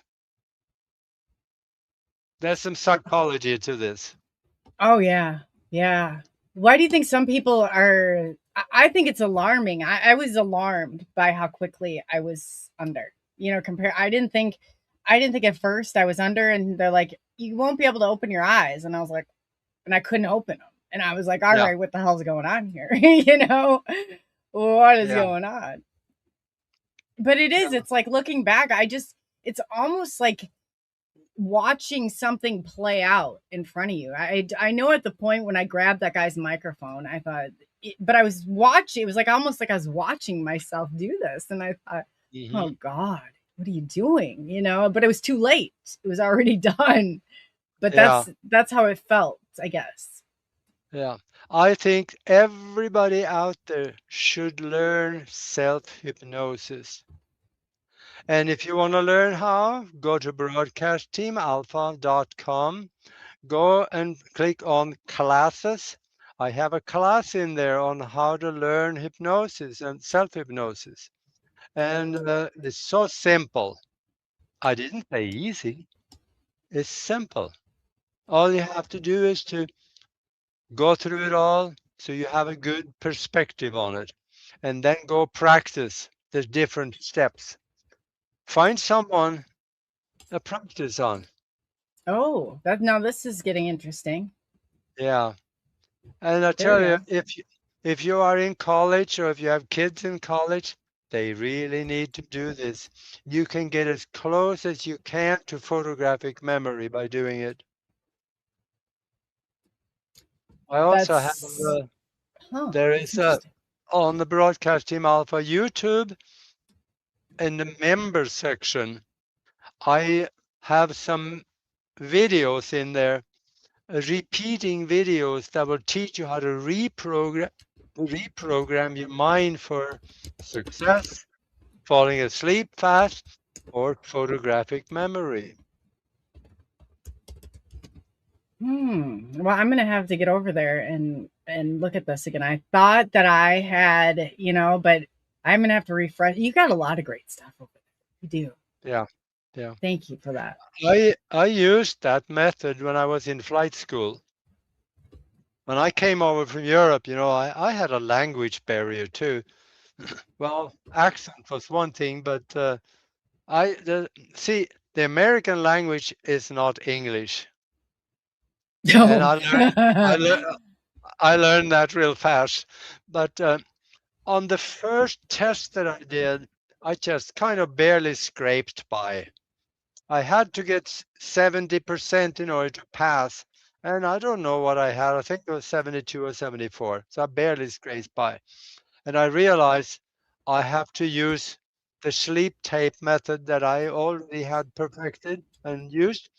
So when there was important things that I needed to know, I talked it in on the tape recorder, the one with two reels on top. Mm-hmm. And I talked it into an endless tape that ran for 30 minutes. Mm. And then when I went to bed, I turned the tape recorder on and that thing ran all night. When you are sleeping, your conscious mind is not in the way anymore. The subconscious mind is wide open and hears everything. I ran it so you barely can hear it, so it doesn't keep you awake. And then it ran, many, many, many times during the night. And it goes right into long-term memory. Yes. So now, when I needed it later, all I had to ask myself a question. What's the answer? I read the question. I just asked, what is the answer? And I go back and I bring it back out to the normal way.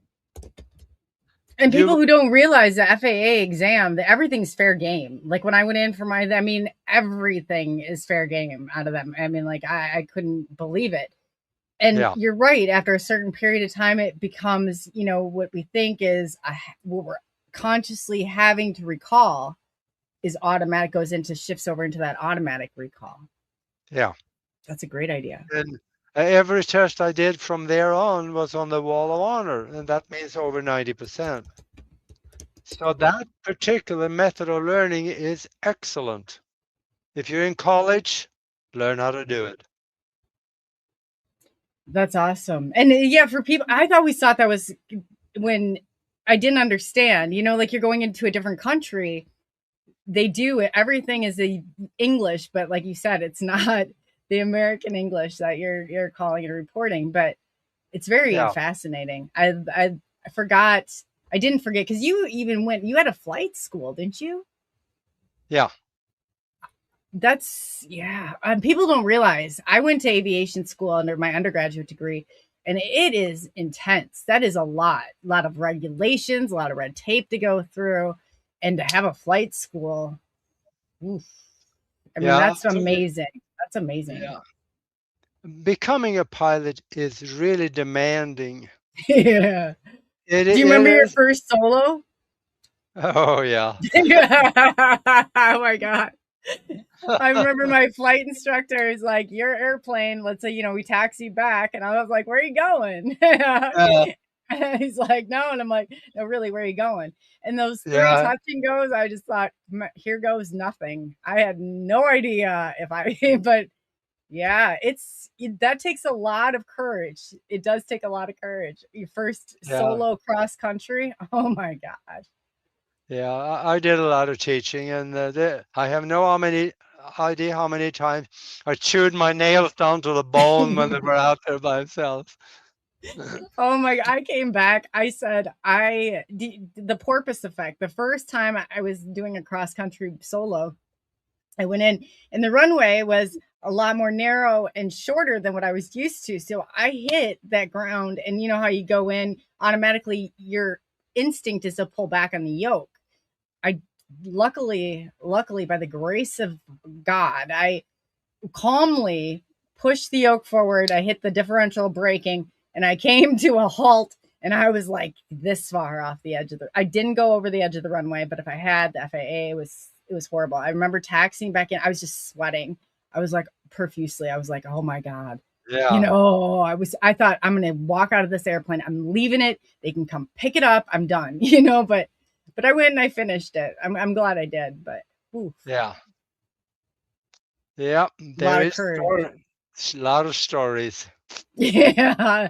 I think everybody's had if people don't realize, I'm like, yeah, if Yeah. you've got your pilot's license, you've had a few close calls. There's no doubt in my mind. You've had a few close calls. But I'm gonna let me for the next 20 seconds talk to the kids out there in college. When you come out of college, chances are very good you will never find a job. Because by the time you get out in the next year or 2 or 3 or 4 or 5, the robots will have taken your job. IA will have taken your job. But there is one job that will never be taken for the next probably 20, 30, 40 years, and that is a pilot. There is no way you're going to get No. to crawl in the back of an aluminum tube knowing there is nobody in the cockpit flying it. That is not going to happen. There is always going to be a need for pilots. And I tell you, it beats working for a living because it's a lot of fun. Whenever you go up there, you get to play in the sky, and it pays well. I had a friend that used to work for me in Minneapolis. He retired a year ago, and I think he had about $450,000 annual wages when he retired. Wow. Yeah, After, of that's course, you're flying for 35 years, but still, there's nothing better. yeah, When you get up in that air and you realize, there is nothing better. yeah, You feel so, untouchable, I think, at some moments. yeah. It is just you and the machine. Mm-hmm. Everything on the ground goes away. I don't care how many problems you have on the ground, it all goes away. Oh, It's, yeah, that's so true.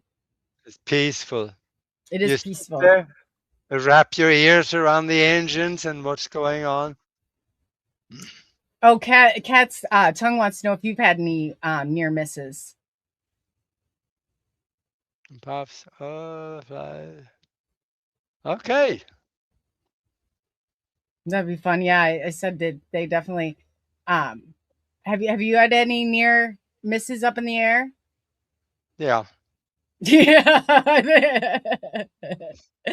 I remember an uncle was there. It's like, do you think there's anybody that's gone on? I can't even tell you. We almost had a head on. I mean, luckily Chicago Center picked us up. I was like, oh gosh, Oh. a few Uh, too close to comfort calls to say the least. yeah. I haven't had any near misses actually, but I had some close calls coming Yeah.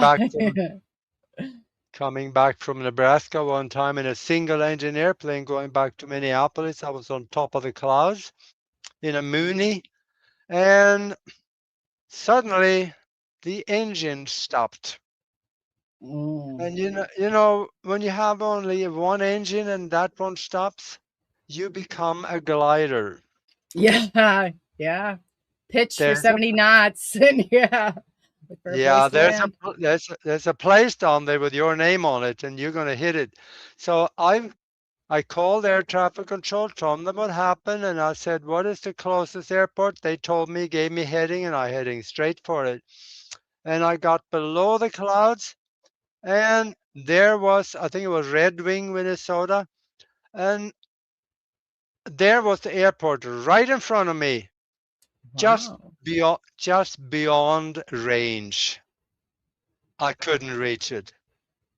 The city or the town was in between me, so I peeled off to the left and I went and found the farmer's field and I went on landing in it and I went over to the farmer and tried to tell him that I landed in your field and Oh, he's probably I like, need what?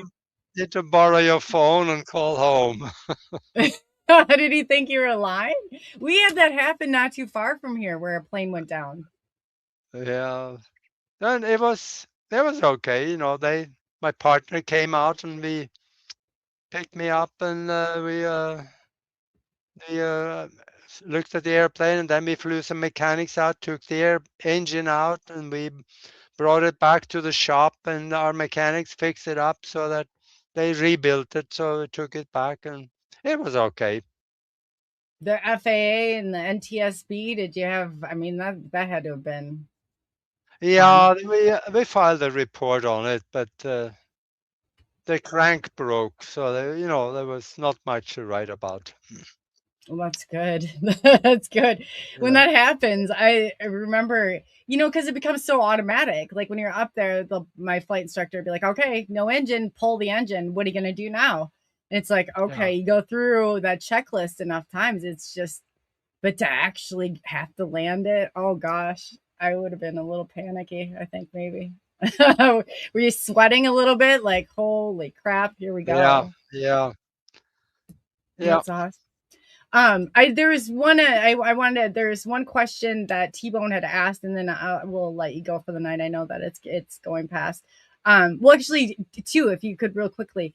The first one is, what do you think about Spielberg's Disclosure movie?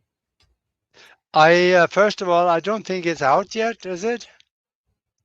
I I haven't I, followed I it, but I I know have it's not. supposed to come out here shortly. I Yeah, think.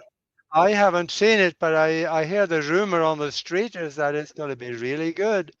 It's going to help on the understanding and create a floor of understanding for disclosure. So I'm looking forward to see it.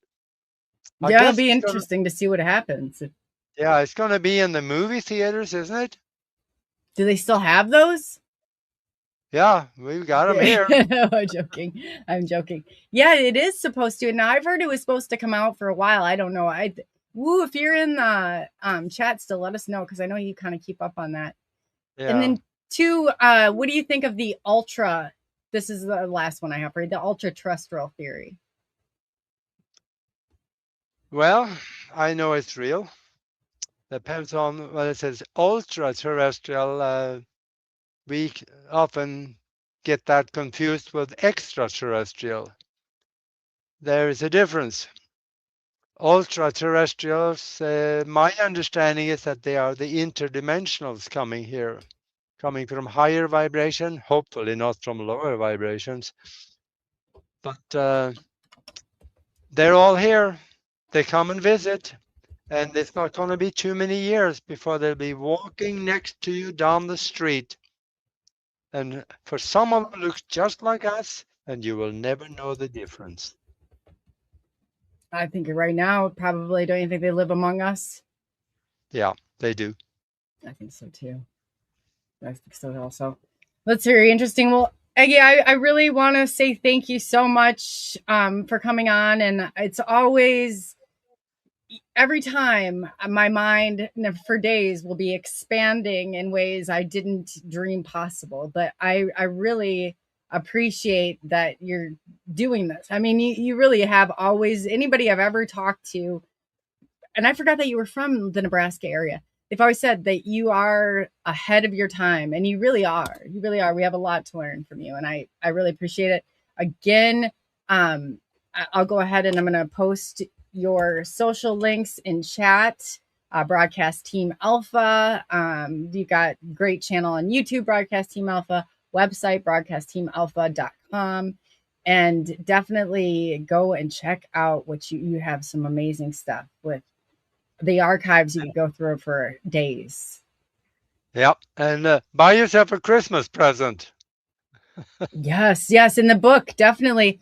It's so much to that book right there. I mean, you got that condensed. I mean, you hit so many topics. And if you're interested, which everybody should be at this point, the law of attraction and getting that, give us your email address one more time. So I want a part of this group. I really do. So you curious. can go broadcastteamalpha@gmail.com or my name, that's Aage Nost @gmail.com. Either one will work. I watch them both. Okay, that's great. Definitely.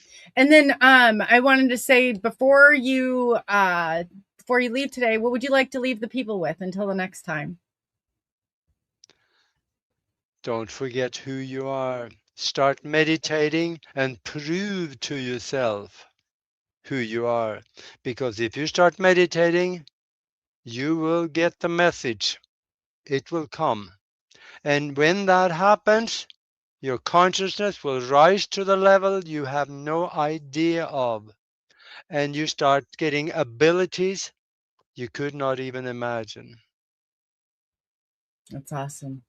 Well, thank you so much again. We appreciate your time, and definitely we'll have you back. Yeah, you're always welcome over here. You know that. But Okay, I had very fun. much. Yeah, it's And always a great time. Yeah, in the words of Spock, live long and prosper. I love it. Wow, what a great show. Every time Aagie's on, I just absolutely love it. I really want to say thanks to everybody. The conversation has been amazing in the chat. I've learned so much on all ends. It's just a lot to, just take it in, digest it. I'm going to try and meditate more because it's important. I need to just tell my scattered brain sometimes I can shut it down, and I got 20 minutes. It helps you to tune into the world and makes a lot of this, brings a lot of this together to make sense. I want to thank T-Bone for the super chat. Thank you so much, T-Bone. Moon at Noon. It's greatly appreciated. Pops, greatly appreciated. And tomorrow night we have Dano coming on. So join us at 7:30 Central Standard Time for the Disclosure Desk. And for those of you who don't know, Pops is doing a show with me on Tuesday. So I think that's absolutely wonderful. We're going to bring it. We're going to bring it. So he's been so helpful in scheduling. I'm moving right now in the process of it anyway. So it's kind of last week. It's been a little sporadic, but definitely getting it back on track. So for those of you wondering, an opportunity arose. I needed to kind of jump on it and get moving. And I'm moving, and I forgot how much I don't like moving, but definitely moving. Amy, thank you so much. And your support is always appreciated. And Benno, love you, Benno, and thank you. For each and every one of you, for being here, for supporting. We couldn't do what we do without you. And it really is. in the toughest of times, you're always here. And it means so much. You don't realize how much you affect and impact somebody's life, but each and every one of you do. You change that dynamic and you make it a better place. So I absolutely love each and every one of you. Again, if you have not, go check out Aggie's book and check out, he's got, I mean, that book is just jam packed full of stuff. It's definitely needed in my life. And I imagine that it would touch yours as well. So again, thank you for taking the journey into the unknown. I'm Coley, also known as Coley UFO. We'll be back tomorrow with Gary Spikes Pops for a disclosure desk too with Dano. So I'm looking forward to it. And we got a lot of fun stuff coming up this week, and I'll update you on that soon. So without further ado, be good to one another. Your experiences matter and deserve to be shared. Imagine sitting in the disclosure desk chair where your story takes center stage. You will have 45 minutes of one-on-one time with me diving deep into your UFO sightings, ET encounters, or any high strangeness that has left you questioning reality. This is your chance to reveal your truth unfiltered and raw. But it does not stop there. You will have the opportunity to turn the tables and ask me the tough questions that keep you up at night. What do you want to know about disclosure? What answers have eluded you? Every experience is a piece of the puzzle. Together we can shed light on the unknown. If you are ready to step into the spotlight and share your journey, drop a comment with your name, location, and a brief description of your experience. Let's make your voice heard in the quest for truth.